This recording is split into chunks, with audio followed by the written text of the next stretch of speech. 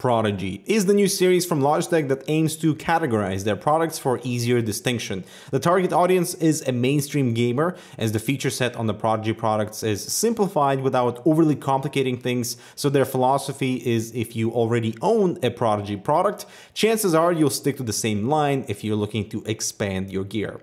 Well, we'll see.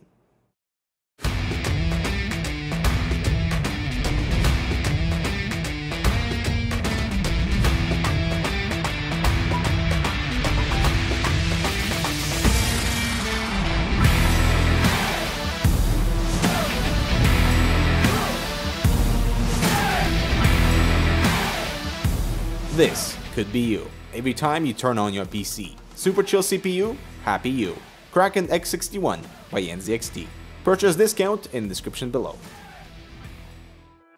And so today we got a keyboard and a mouse review. The mouse is available in wireless and wired modes. Unfortunately, this is not a combo, although I wish that Logitech would somehow entice this Prodigy loyalty with a discounted bundle, maybe sometime in the future. The G213 keyboard is a $17 rubber dome, full RGB lighting, plastic body, and spill resistance, rated with only 60 milliliters of liquid. At $70, I think they've missed the pricing opportunity, since that's way too close to mechanical keyboards that offer better typing experience, although the water resistant feature isn't yet available on mechanical boards. So that's definitely a positive on this one. We have dedicated media controls on the right side, a built-in wrist rest that helps with comfort, but it's not removable. It's also the same plastic material as the body itself, and that exhibits a lot of flex. And yeah, it really feels like a low-budget keyboard build-wise. RGB lighting is present with a few color presets, but the illumination is quite dim, especially at an off angle, and the white color is also more bluish. Honestly, there's nothing wrong here. This is what I was expecting from a rubber dome switch that Logitech compares to an MX Brown, with 4mm of travel distance, 50 gram of actuation force, and I was surprisingly happy with the keys. For one, they're quieter when you bottom out, and I could still type super fast regardless of the rubber dome design. The rebounds is very quick, and you can still feel the softness of the actuation that isn't as crisp as on the mechanical keyboard. Lastly, it has anti-ghosting matrix, which means keys are divided into zones for anti-ghosting, and in my overall playtime I had no issues using multiple keys with the standard FPS layout, so good stuff. Spill test is next, and I have a full cup of water that is definitely more than 60 milliliters, but I dumped all of it on the keyboard, spreading the water. Now, there are no exit ports at the bottom, so you would have to angle it and most likely leave it upside down to dry, but the good news is the keyboard was perfectly fine after all this water.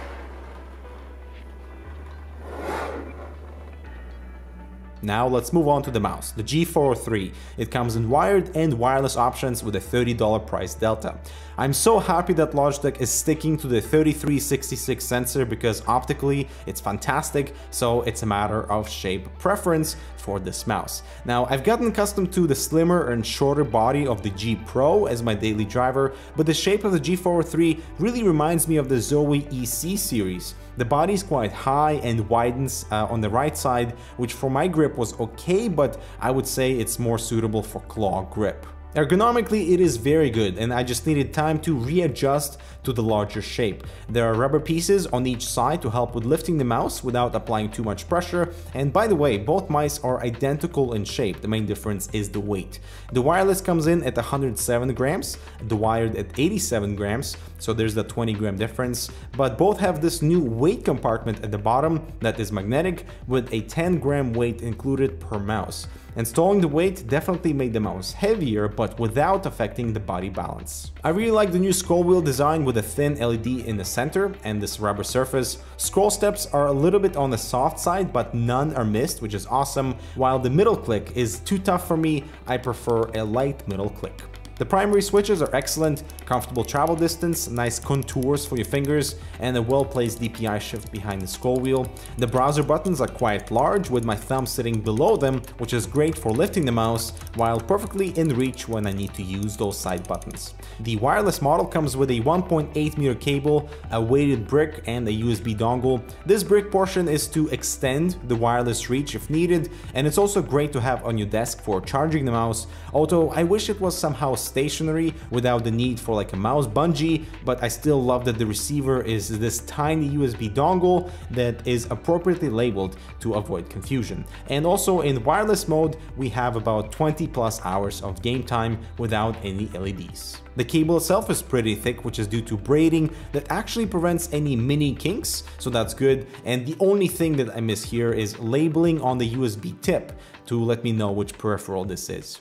So I know the 3366 sensor very well, and I put the DPI to 800 and run a quick aim test, and the mouse performed excellent, exactly what I was expecting.